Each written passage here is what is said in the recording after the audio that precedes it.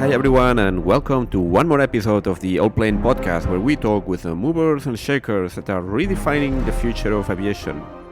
As usual, before we start, I would like to remind you that you can find all previous episodes as well as many other interesting aviation stories on our website, Allplane.tv, Allplane.tv. And taking this opportunity as well to remind you that there is also a newsletter that you can get in your inbox pretty much every week, that it basically gathers all the stories, all the interesting stories that have happened in the field of aviation innovation and sustainability. And now to today's episode, because today we are revisiting the topic of advanced air mobility, and we're going to have a company, Flynow, based in Austria, that has taken what I would call a no-nonsense approach to getting its eVTOL to market. Yvonne Winter is the co-founder and chief operations officer of Flynow, and she is going to be here on the podcast talking about this light aircraft, fully electric, which resembles a little bit like a flying capsule. That was my first impression when I saw it at an event in Saudi Arabia at a conference. And Flynow was in Saudi Arabia because it's got very ambitious plans, not just to enter the Saudi market, where many things are happening right now in aviation, but also to grow industrially in Saudi Arabia together with a local partner. Flynow has been successfully testing its aircraft, which it calls eCopter, in Austria, and it plans to start flight testing it in Saudi Arabia soon as well. First, carrying cargo, and next, transitioning also to passenger transportation. So I think it's best if we hear about all these very ambitious plans from Yvonne, and she is also going to tell us a bit more about the technology behind this concept, which you will see in the show notes. It's pretty eye-catching and unique in the design approach. So now I suggest, without further ado, I welcome Yvonne to the podcast. Hello, Yvonne. How are you? Great. Nice to be here. So I'm doing great and excited to have this interview with you.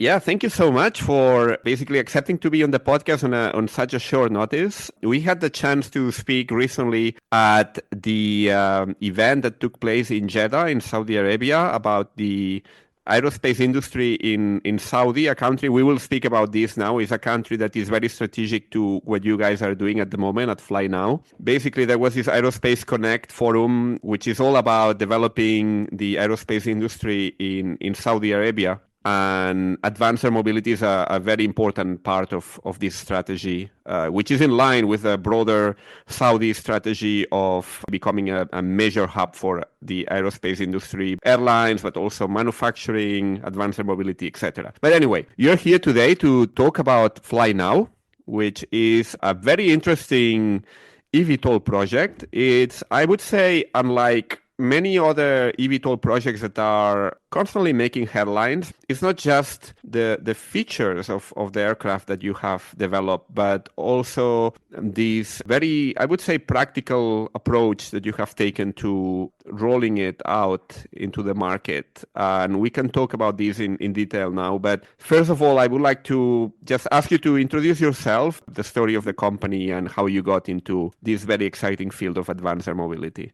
Certainly. So thank you for the great invite and thank you for the super intro. My name is Yvonne Winter. I am COO and co-founder of Flynow Aviation, a company based in Austria. And besides that, I am the general manager of the Saudi company, Flynow Arabia Limited, and as well the president of the Sky Alliance for Automated Air Mobility. This is an international non-profit association that we founded together with like-minded industry partners in order to deliver a turnkey solution for the implementation of different kinds of vehicles into the third dimension, meaning the low altitude, as the Chinese came up with this expression. Actually, that's a term that it's very used in China. It's a very interesting part of the world when it comes to advanced air mobility because it's got its own ecosystem that it's not very well known in the West. And this low altitude economy, it's a word that it's very often appearing if you're following the Chinese eVTOL space. But it's not that much used in the West, in Europe, in the US. But actually, I think it makes sense.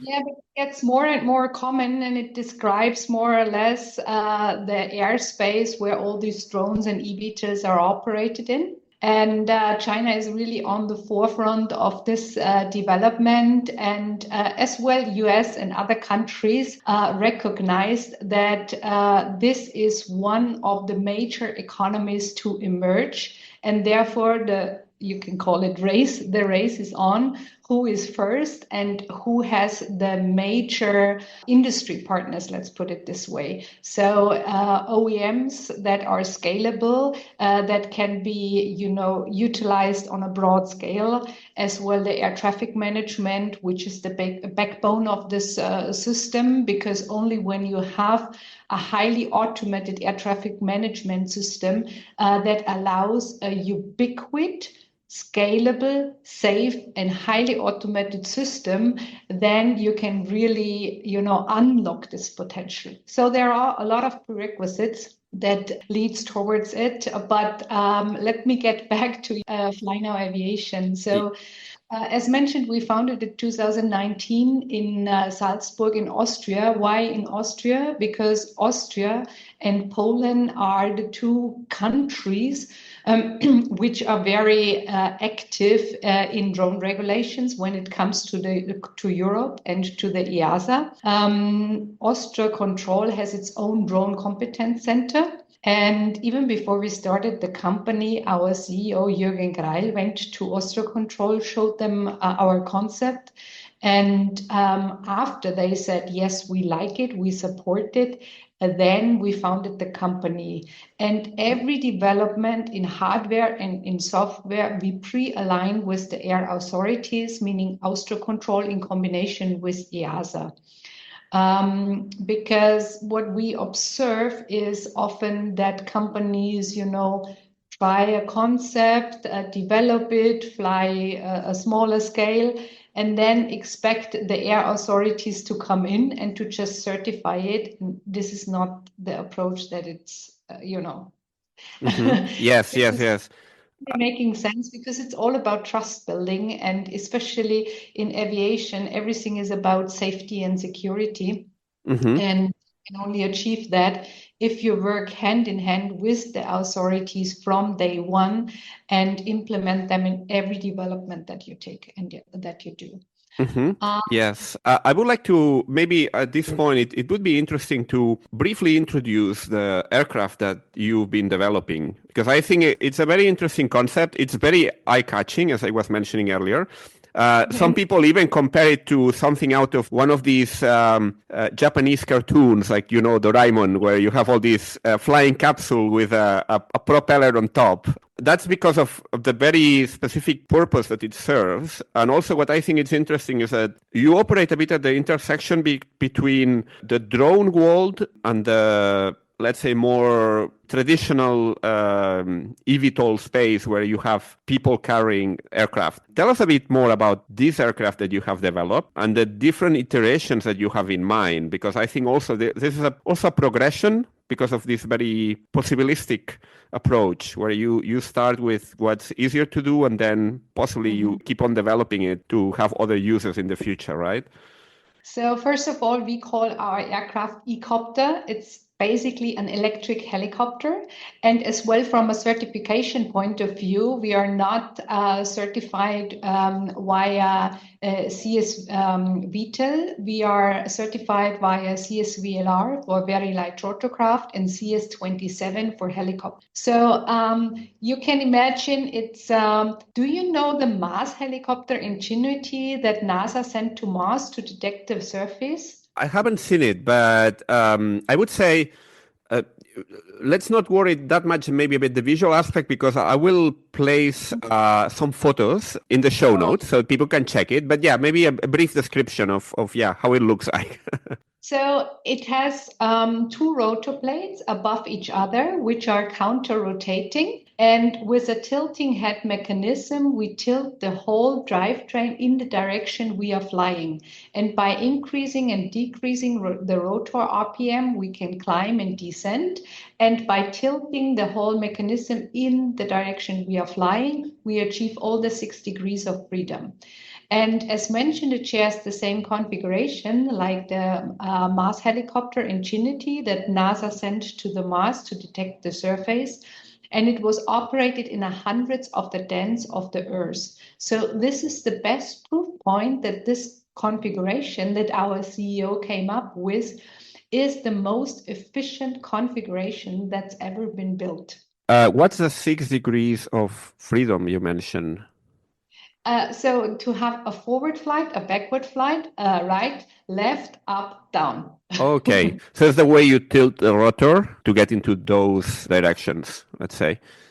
But it's the whole drivetrain that is tilting in the direction because what we don't do is to change the angle of attack of the rotor blades. So Mm-hmm. it's one piece of a rotor blade, two Okay. blades, Okay. and extremely efficient, extremely silent. The shape of the rotor blades are very specific, but this would take a half an hour to explain. Okay.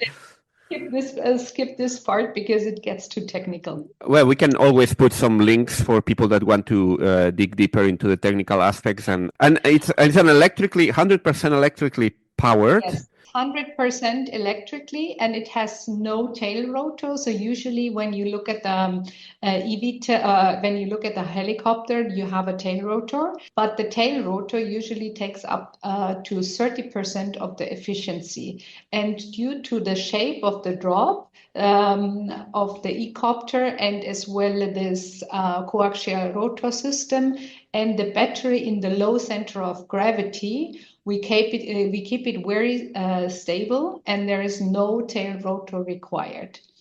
All the tests that we have done, and we have done now more than 190 tests, we see that the aircraft is very stable. We don't have any problems with ground resonance that usually helicopters do have. So this is as well a topic that is not addressed very often. Mm-hmm. So if you look at all the different configurations out there of eVTOLs, we observe that they are similar to the vertical takeoff and landings that were developed during the Cold War, when all these countries, developed vertical takeoff and landings because they were anxious that runway is destroyed. So they developed this aircraft. It was 45 different configurations, and only 4 of them made it into military application, none of them into civil applications. Are you talking about the Harrier jet or other? Exactly, Harrier jump jet, the Osprey, etc. All these Mm-hmm. vertical takeoff and landings. Uh-huh. And when you look at these different configurations, then you can observe that most of the eVTOLs that are designed today follow the same configurations that failed 50 years ago. Okay. Why did they fail? Mainly due to eigenmodes and frequencies, because there are so many moving parts, and when you accelerate these moving parts, they go through a so-called harmonic curve. And when this harmonic curve, so you can imagine like a quantum leap, interferes with the other moving part, then it starts shaking. Okay. As well, what happens to helicopter when they are in ground resonance? Mm-hmm. When they don't take off in time and they start shaking like this and they cannot take off immediately, then they destroy themselves. Okay. Wow. And you can Google it. There are a lot of, YouTube or something. You put in helicopter ground resonance. It's very interesting what is happening. So, and you fix this issue, huh? yes, we don't have this topic at all. And of course, there is a lot of development in it. And I have to say that the one who developed it is really a genius. His name is Jürgen Greil. He's our CEO. He is a mechanical engineer, then developed 6 years satellites, went into the automotive industry, Opel, Porsche, then 20 years at BMW. There he developed the vehicle architecture of the i3, the i8, the Z4, the Grand Turismo. Then he went to China to the largest SUV manufacturer, where he was responsible for the full platform for battery and fuel cell cars. And he's a pilot himself for helicopter and for planes, and he built up his own plane. So Wow. he had the background to do it. Yeah. And this is another huge differentiator to all the other companies in aviation, is that he developed it in a way that we can apply automotive production methods for the first time ever in history in an OEM that produces aircraft. So in the sense of the production line, quality control, stuff like that, or what's exactly the automotive know-how that you are using? That's a very good question. So when you look at how conventional helicopter and planes are produced, then there is a lot of manual producing methods. When you look at the automotive industry and you see how the so the different components are produced, then this is a very quick method with specific tooling and specific production methods, so that you can produce quick on a large scale. Okay. And these different production methods are applied for the components of our eCopter, because we are focusing on producing 10,000 units per plant per shift in one year. Sorry, 10,000 units of components, or of eCopter. 10,000 units per per year per plant? Yes. Sorry, for which unit of time? 10,000 per? 10,000 per year per plant per shift. So if we go up to 3 shifts, we can produce 30,000 units a year. Wow, but that's a lot. I mean, is there a market? Is there a market for so many eCopters? Because I think right now, I mean, I don't know how many rotorcraft are there in the world, but possibly nowhere close to this number. So there are prerequisites for this number. And this is mainly the affordability. So we are focusing on a different price range than everyone else. And therefore, the automotive production methods are very important, so that we can keep down the cost and go into this scale of economy. So if you have something that is affordable and available for the broad public, you can deploy it on a much bigger scale. And the second thing is you have to have a very little footprint. So on a 10 by 10 meter field, where others need to store 1 unit, we can store 14 of this eCopter. So this makes another huge difference. And the next thing is the noise level. So we have only 55 dBA in an altitude of 150 meters, which is the noise level of a dishwasher. Okay. When it comes to a conventional city, and as we're focusing a lot on Saudi Arabia, I take the example of Riyadh, you have in average a background noise of 68 dB. So you hear it when this flies above you. And therefore, if there are thousands of vehicles flying as an air taxi service there, you will barely recognize it. So you are thinking about this aircraft more like a car than as a conventional helicopter or aircraft, in terms of what it means and affordability and ubiquity of this vehicle. Exactly. So our aim is to substitute ground-based transportation. And That's why we focus on a single and a twin seater when it comes to the personal variant. So for one or for two passenger, because usually when you order an Uber or a taxi, you do that for yourself or for you and a partner. But you don't want to wait till 3, 4, 5 other guests are joining you in the same route at the same time. And only if we can make it to a price of an Uber ride and as flexible as an Uber, then we can really substitute ground-based transportation. But this is a goal that the replacement or substitution of ground transportation, this is a goal that is shared across the advanced air mobility industry. But what numbers are we talking about here in terms of the cost of one vehicle and also the operational cost of that vehicle on a day-to-day basis?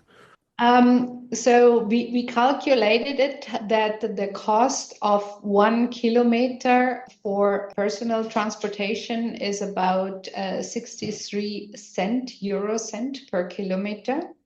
So if the operator charges, for instance, 2 euro, and the average price for inner urban transportation of an Uber or taxi, for instance, in Riyadh is 1.96 euro cent, so it's the same price, then the operator has a tremendous good business case. So he can earn 3 to 5 times more than operating a taxi with our aircraft. And the passenger does not need to pay more. And is this because it's pilotless? Yes, it's because it's pilotless. It's because it has a very little infrastructure footprint. It's because the vehicle itself is very cheap. It's because the maintenance costs are quite limited. It's a very simple configuration that we do have. And this brings down the cost for the vehicle itself and as well the operational cost.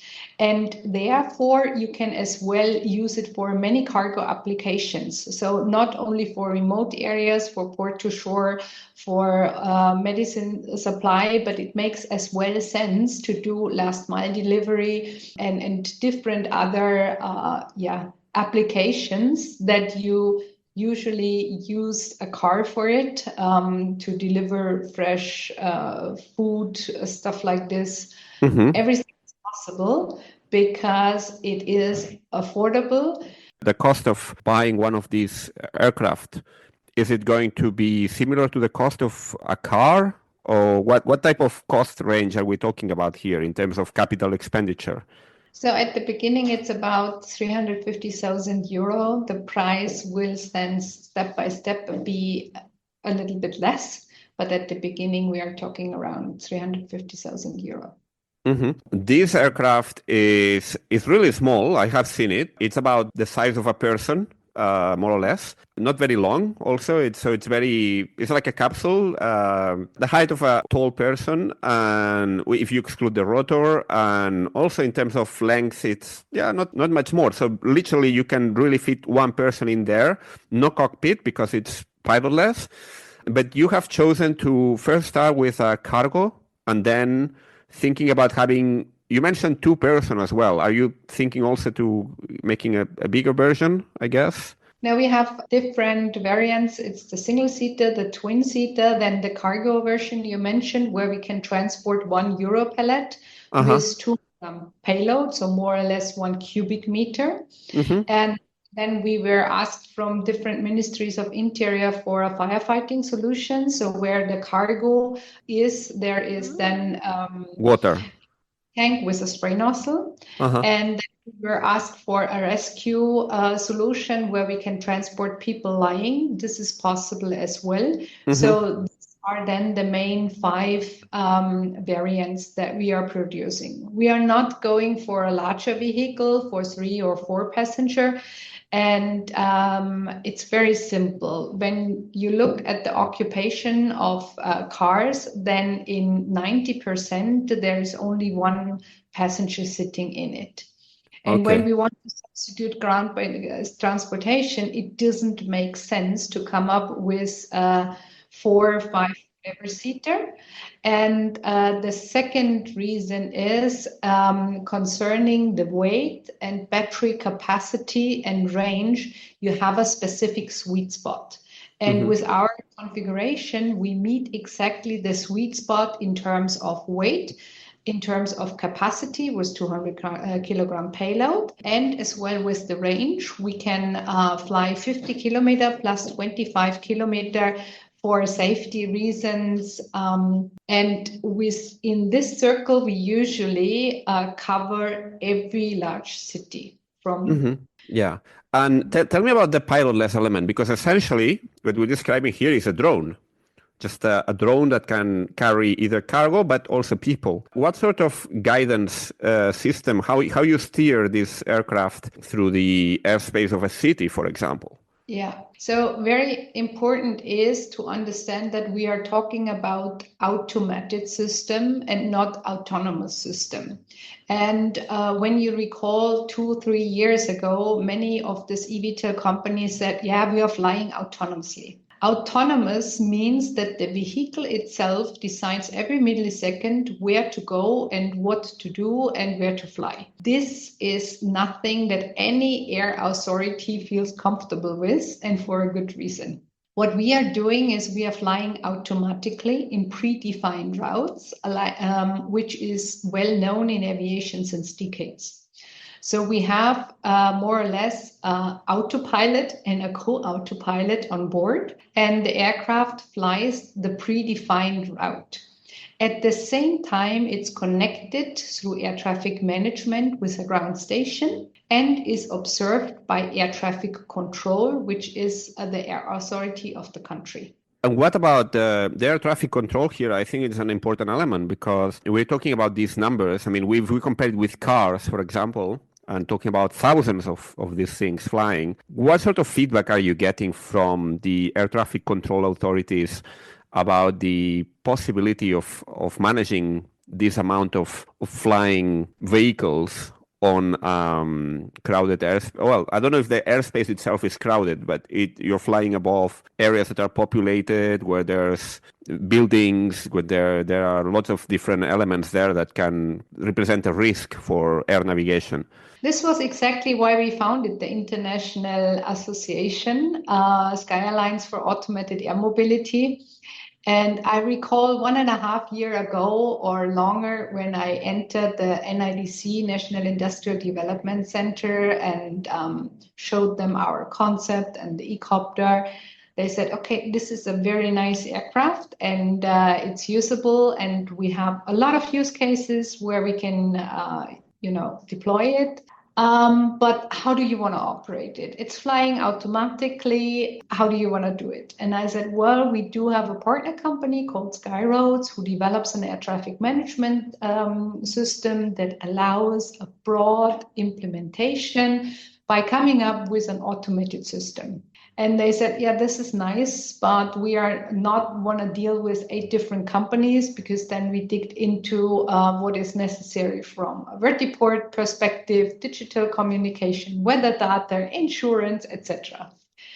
And you are right, the air traffic management system is the backbone and a very important element. And without this element, it will be very, very hard for us. So we are very happy that we found a partner that focuses on the same approach that we do, meaning coming up with a system that is highly automated and safe and scalable. Because so far, when you look at the system, one air traffic controller can handle up to 10 different planes. And as you mentioned, when there are thousands of vehicles, this is obviously not working. But there is a path to get there. So, and this is as well the feedback that we get, that it is a joint step-by-step approach. And this approach, in our case, looks like we start this year in Saudi Arabia with a pilot project, which implements all the necessary stakeholders, regulatory body, government, etc., and then do a trial. And this trial will at least go for a year or 1.5 years, where everything is validated in terms of different vehicles, in terms of weather control, in terms of collision avoidance, etc., etc. And then we start with the first cargo use cases over non-populated areas. Then step by step increase the cargo operations. And after we had minimum 1 million mile cargo transportation, then we start with the personal variant. Mm-hmm. We consider it as safe to start right away flying over populated area with people with a vehicle that is, not commercially used yet. Yeah. You mentioned Saudi Arabia, and I would like to ask you more details about this. You are working in the Kingdom of Saudi Arabia in between the framework of what we were mentioning earlier, this strategy to make of the country sort of a leader in certain technologies in aerospace. My understanding is you're working with a local partner there to potentially not just launch the operations there, but also to produce the aircraft locally. Is that right? What can you tell us about this Saudi link and how important is Saudi Arabia in your rollout plans? Very important. We consider Saudi Arabia as our launchpad, and we are working there with many different stakeholders and partners together. And we see Saudi Arabia on the forefront. And as you mentioned, they are pushing a lot into aviation, into being a logistic hub, and into connecting not only the country and the country with other countries, but as well be a link to the world. And they have a lot of focus now on bringing industry into the country. And Saudi Arabia really saw what is necessary from a perspective, and we were talking about the air traffic management. And when you observe many countries go the path and say, okay, we fly a piloted vehicle, which is not a bad idea, but it is not the paradigm shift that is necessary. Because when I fly an eVTOL from A to B, like a conventional helicopter, this is nothing groundbreaking. And this is not really solving the issues. Because when we want to substitute ground-based transportation, this is not enough. This is just, a showcase. And this is just a nice to have or for some real rich people, but it doesn't solve any issue. Mm-hmm. And what this pilot test that you are going to conduct in Saudi, what else can you tell us? What sort of uses it's going to have? What are you going to carry and where, from where to where? And what are the, let's say, the expected KPIs that you want to validate with this trial test?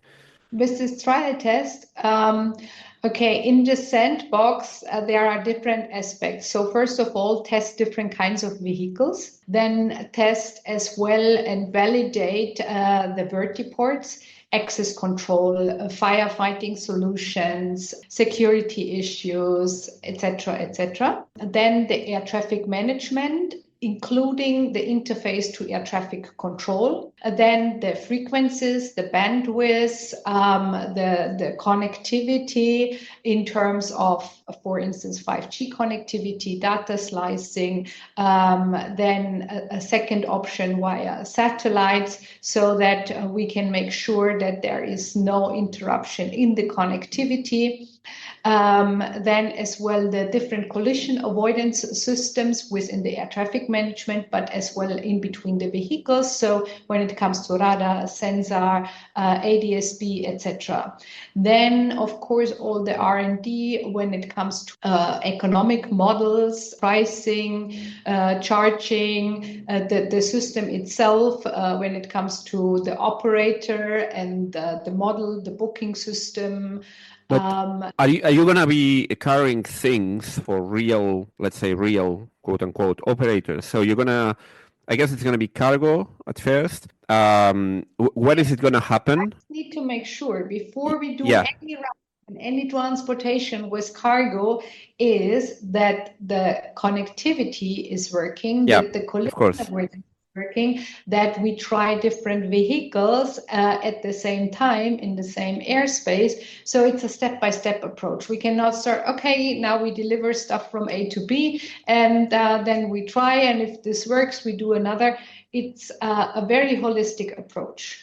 And as well, the acceptance of the people, the noise emission, the other environmental issues.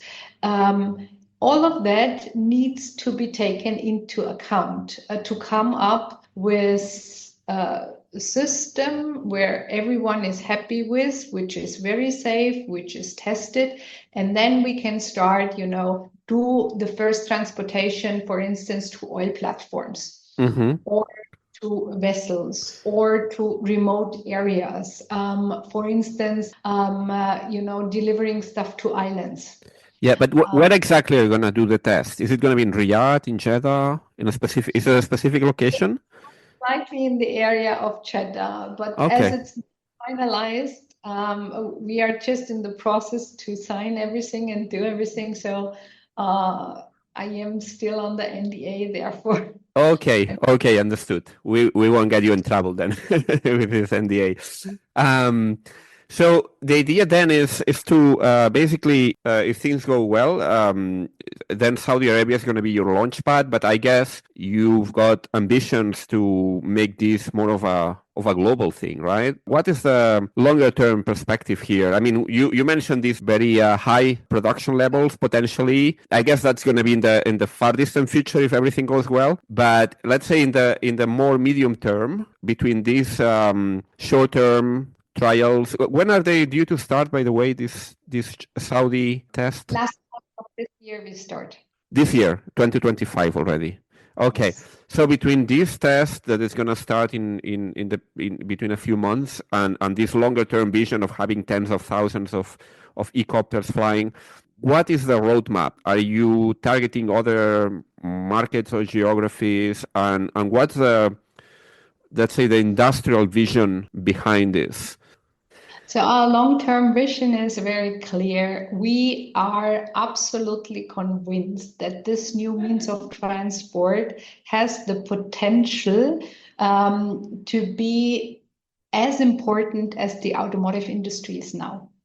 And this is as well why so many countries push into this development, be it the US, be it China, be it now as well India, Saudi Arabia, and different other countries.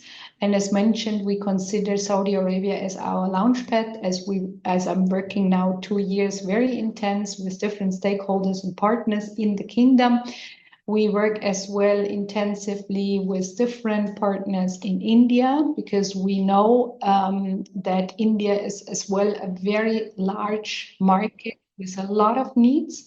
And they are now heavily pushing as well into this development.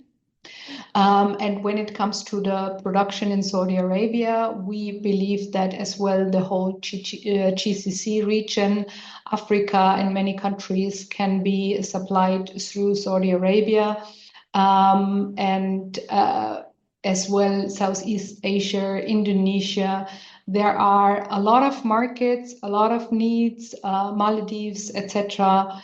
And therefore, the long-term vision is now starting first cargo, do 2 years cargo delivery, and then move into the production of the single and the twin-seater, and at the same time start with the firefighting solution, which I think is as well a very blessing technology. Because we observe a lot of wildfire and national parks are destroyed. So our model would be to have pre-filled eCopter as stationed and detect with small drones fire, and after detection immediately start and combat it, so we can really rescue a lot of nature and animals, etc. So I think there are so many use cases, you won't believe it. And every time when we exhibit our eCopter, people come and say, oh, we can use it for this and for that. Mm-hmm. And I'm sometimes really surprised because I said, "Oh, I've never thought about this idea." And yeah, but even if you are very efficient, I guess that requires quite a lot of capital. How are you gonna finance all this very ambitious expansion? You're a private company, I guess, yeah? Do you have venture capital funds backing you, or what's the financial structure, let's say, behind Flynow? Yes, so we do have VC, family office, and different other investors on board, and we are now in the closing of major investment from Saudi Arabia. And this is how we finance the growth process. Our company, as you know, as Jürgen, has a very strategic approach and follows the V model. We have a lot less capital spending than all the other companies that are out there. This helps as well a lot. But still, there is capital required, that's true. And this is not always an easy thing to do, especially in a time now where everyone, is risk Yeah. averse. Yeah, So it seems that the appetite of the investment community has cooled a little bit when it comes to advanced air mobility. yes, and the current situation is not really helping. I know, or you for sure know what I'm referring to. Yeah. And I hope that a lot of companies make it because we can only do it together. And I don't believe that we are competitors to each other. We are all on the way to get there. And there's not only one car manufacturer, there are so many. And for me, saying, okay, these are all competitors, and we need to claim our spot, etc., etc. No, the market is huge. And the task is to come together and to work on a model that allows the operation of all different kinds of vehicles. And this is why we partnered with Skyroads, because we want to have the implementation of all different kinds of vehicles. And a lot of people will say, okay, I want a large, heavy device where I can go with my family together.